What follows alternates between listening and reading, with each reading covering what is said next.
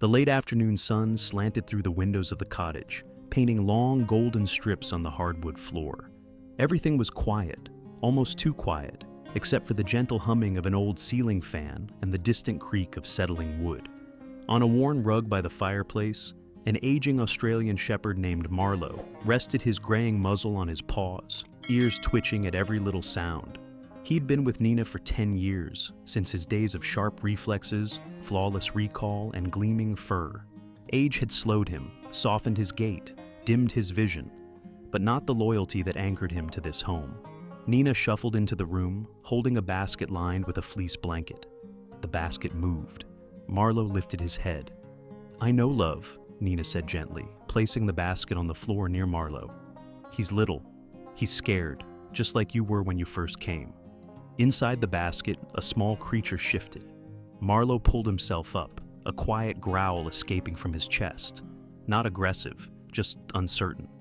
The blanket trembled, then 2 oversized ears and a pointed nose peeked out. A fox cub, not more than a few weeks old. Thin, shaky, eyes darting like pinpricks of golden fire. "This is Fennel," Nina said, more to herself than to Marlowe. "His mother didn't come back. They found him alone near the orchard. He'll be staying with us, for now."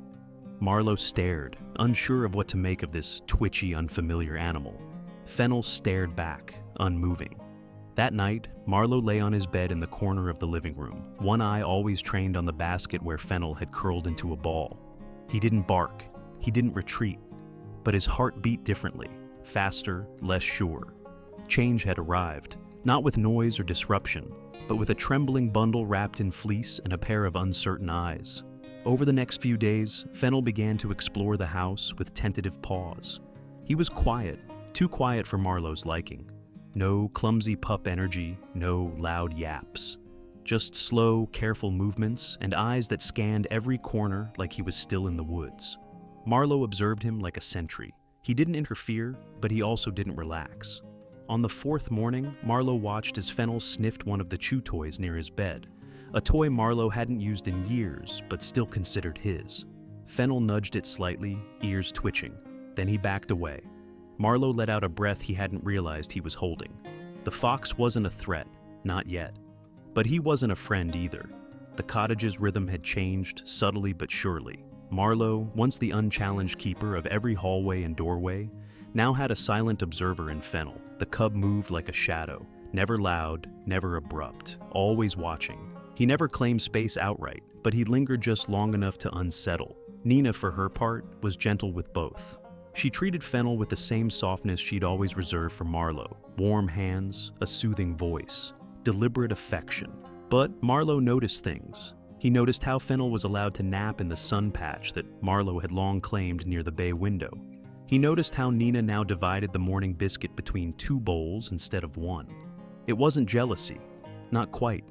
It was something older, more primal, a question of place.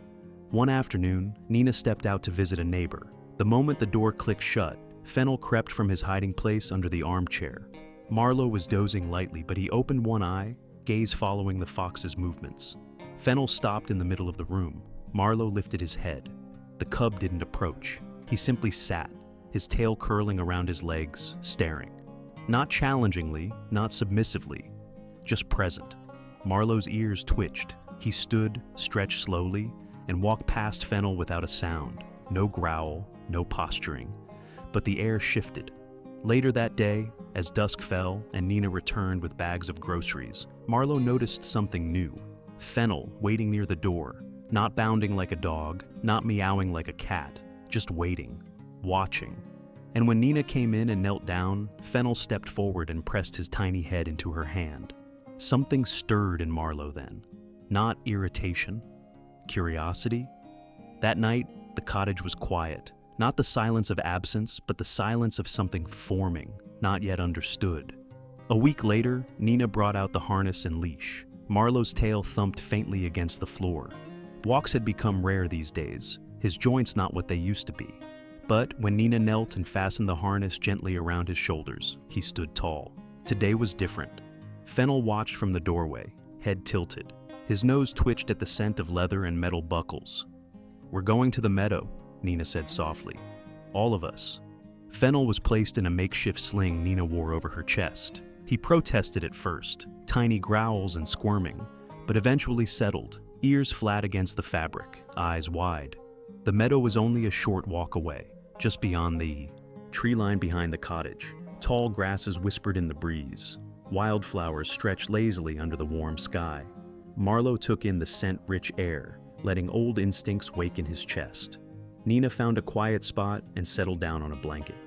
She unfastened the sling and gently set Fennel down on the grass. The cub stiffened, overwhelmed by the sounds and smells. Marlowe, standing nearby, felt something ancient stir within him.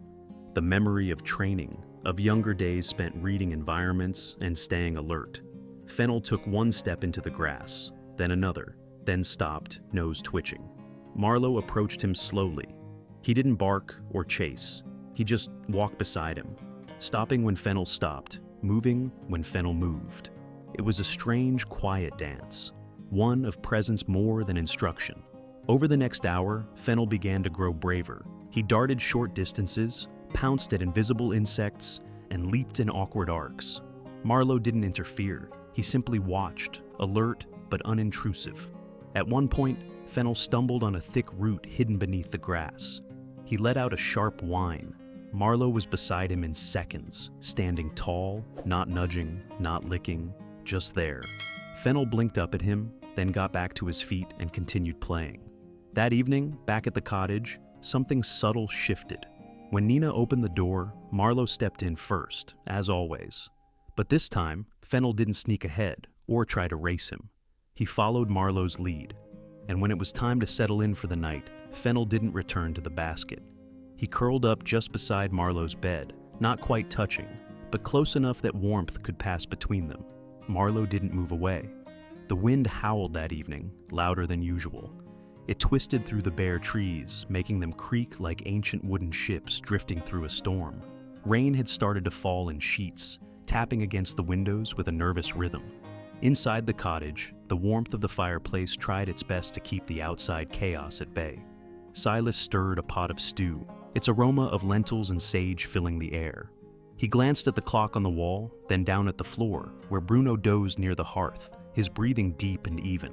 Outside, the world was restless, but inside was calm, or so it seemed. A sudden yowl split the night, high and sharp. It pierced through the layers of wind and rain like a cry for help. Bruno's ears perked before Silas could even react. The dog rose in one smooth motion, fully alert, moving to the back door as if drawn by invisible threads. "What's that?" Silas muttered, turning off the stove. Bruno barked once, short, clipped, urgent. Then he looked at Silas with pleading eyes. All right, Silas said, reaching for his raincoat and flashlight. "Let's see what this is about." As soon as the door opened, Bruno rushed into the darkness, nose to the wind, ears sharp, body alive with purpose. Silas followed more slowly, beam of light sweeping across the wet garden. The cold rain soaked him quickly, but his focus remained on the dog's shape, already halfway across the yard, barking steadily now. They reached the tall cedar tree near the back fence. Silas's flashlight caught something, a sliver of shadow clinging to a high branch, trembling. "Cora," he whispered. The smallest lynx kitten was up there, her pale coat nearly blending into the silver bark, eyes wide with fear, claws latched tightly to the limb. Bruno barked again, not frantic but consistent, steady. He circled under the tree, tail still, posture solid. Silas understood. It wasn't a bark for help. It was a message. "You're not alone." Silas ran back to the shed, retrieved a ladder, and returned with haste. The wind tugged at him as he climbed, and the rain stung his face, but he moved carefully. Cora's eyes locked on his, but she didn't retreat farther. Perhaps it was the steadiness in his hands, or perhaps Bruno's calming presence below, like an anchor in the storm. Finally, Silas reached her. "Easy now," he whispered. He didn't grab her. Instead, he crouched at her level, offered his arm like a bridge. For a long moment, she did nothing. Then, slowly, she crept forward, her tiny body trembling with each movement, until her paws rested on his arm. Silas carried her down carefully, soaked and shivering, and when they reached the ground, something remarkable happened. Instead of leaping from his arms or fleeing into the dark, Cora turned to Bruno. She didn't hiss or tense. She simply walked into his space and crouched beneath his chest, nuzzling into the warmth of his fur. Bruno stood very still, unsure at first, but then something shifted in him. That instinct, the one that had helped him guide the blind, the wounded, the elderly, it returned like muscle memory.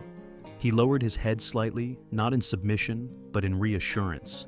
A shield, not a sword. Cora leaned into him, tiny body curled close, rain still dripping from both of them. Silas watched, heart full. "You old wonder," he whispered to Bruno. They returned inside, dripping and quiet. Bruno walked ahead, Cora nestled against his leg, unwilling to be more than a few inches from his side.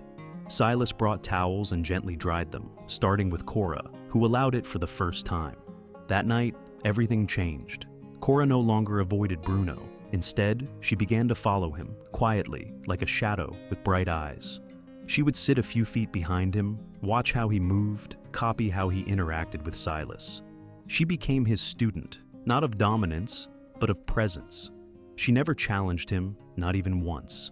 And for his part, Bruno accepted her. Sometimes they lay near the fireplace together. Bruno sprawled and relaxed, Cora tucked close to his side, still but alert.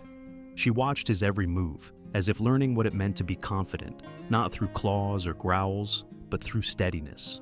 Silas noticed the shift in the household. Rowan, always defiant, gave Bruno a wider berth now. Flint had stopped stealing food, or, perhaps more accurately, had realized it wasn't worth the consequences. But it was Cora who surprised Silas the most, her transformation from skittish observer to attentive apprentice. Still, Silas understood something else too. These changes didn't mean the kittens belonged here forever. Their bodies were growing, their instincts too. Bruno had reawakened parts of himself that had lain dormant, but the lynxes? They were awakening in an entirely different direction. A week after the storm, Silas made a call to a wildlife sanctuary 2 hours north. He'd spoken to the staff before, but now, with winter settling in and space growing tight, it was time to decide. But the night before their journey, Silas sat by the fire, Cora nestled against Bruno. He sighed, reaching down to stroke Bruno's ear. "You helped her find herself," he said softly. "And you found something too, didn't you?" Bruno's eyes closed slowly, the way he always did when peace settled over him. And in that quiet house, filled with the soft crackle of fire and the rhythm of steady breathing, Silas knew one truth for certain. No matter how wild the world outside became, some bonds were stronger than instinct. They were formed not through fear, but trust, not through dominance, but care. Bruno had not only reclaimed himself, he had passed that lesson forward. Morning came with a pale hush of frost along the window panes. The garden, once a canvas of wind-tossed leaves and blurred paw prints, now lay still beneath a silver mist. Silas stood at the sink, a mug of coffee cooling in his hand, watching as the first light touched the cedar branches out back. The lynx kittens, though not really kittens anymore, moved through the house with a quiet weight. Their bodies had grown stronger, more sure of themselves. Flint's coat had deepened into a smoky gray marked with proud black bars. Rowan still walked like a wild flame, lean and taut. And Cora had turned into something soft and sharp all at once, like moonlight on snow. They knew. Not because Silas had told them, but because animals, unlike people, don't need words to sense the turning of a season. Bruno lay by the fireplace, as he often did. But this morning was different. Cora sat beside him, not pressed close as she once had been, but upright, her posture calm. Not a farewell exactly, but a readiness. She licked his cheek once, slow and deliberate, and then turned toward the door. Silas felt it twist in him, some mixture of pride and ache. He'd raised them, yes, but more than that, he had witnessed them. Through storms and struggles, in silence and small triumphs, he had come to know their rhythms. They had come from the forest, wounded, wary, and wild. They were returning to it whole. The drive north was quiet. The sanctuary lay at the edge of a sprawling forest preserve, beyond which lay acres of untraveled woods, streams, and cliffs. It was not captivity. It was sanctuary in the truest sense. Space, safety. A place not to be tamed, but to be free with purpose. The staff greeted him warmly. They'd prepared a temporary enclosure for transition, but assured him the lynxes wouldn't stay penned long. Their release was already planned. They'd be tagged and monitored, yes, but not controlled. Silas opened the doors to the transport crate slowly. Rowan stepped out first, quick and lithe. Flint followed, ears twitching, nose lifted to catch scents older than memory. Then, last of all, came Cora. She moved slowly, not hesitating, just savoring. As if she knew this moment would stay with her, tucked between her ribs like a remembered song. She turned back just once, and Silas crouched to meet her eyes. "You're ready," he whispered. "Go show the forest what you've become."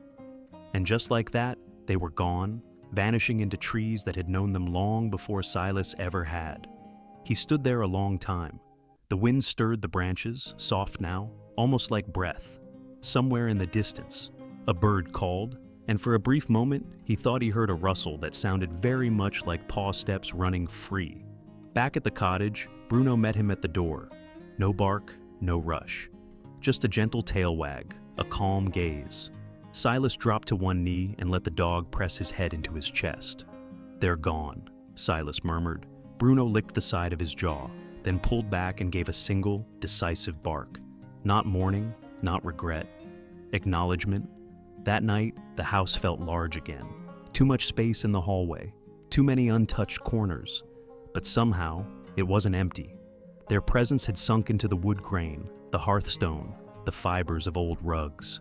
Silas walked out to the cedar tree, where the wind moved through the high branches like a memory. He looked up, imagining Cora's tiny frame huddled there in the rain, the way she had trusted him, the way she had changed. "I'll miss you," he said aloud. "All of you." A few weeks later, a small envelope arrived from the sanctuary. Inside was a photo, grainy, taken at a distance.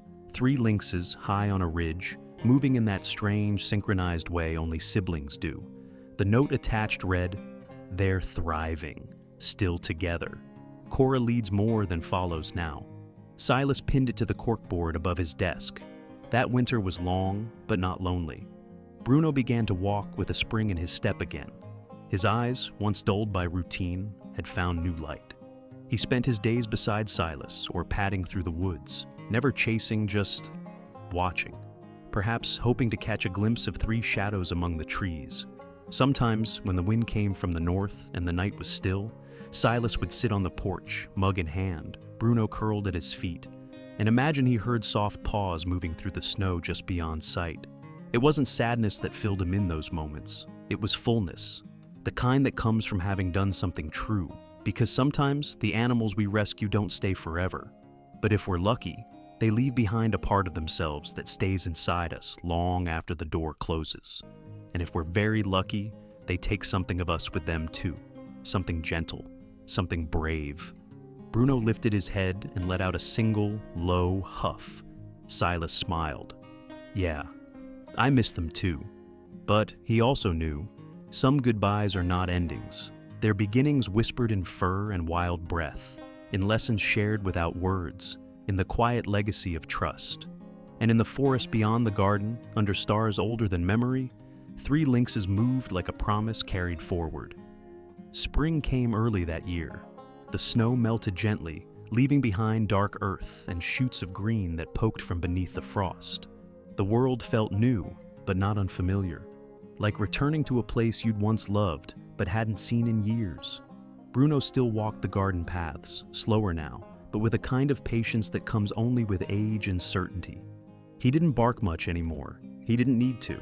His presence alone said what it needed to. Silas often found himself at the window, watching, not always for something specific. Sometimes just to feel the wind through the open pane and wonder if it carried familiar scents. One afternoon, a paw print appeared in the soft soil by the back fence. Not a dog's, not a deer's, something broader, more silent. It was gone by morning, but Silas didn't need more than that. He smiled. Some stories don't end. They just continue somewhere else, in forests, in memories, in the way we carry ourselves after we've learned to stand up again. And sometimes, if you're quiet enough, you'll hear them returning, not as echoes of the past, but as quiet confirmations that you were part of something real, That you changed, yes, but more importantly, that you grew.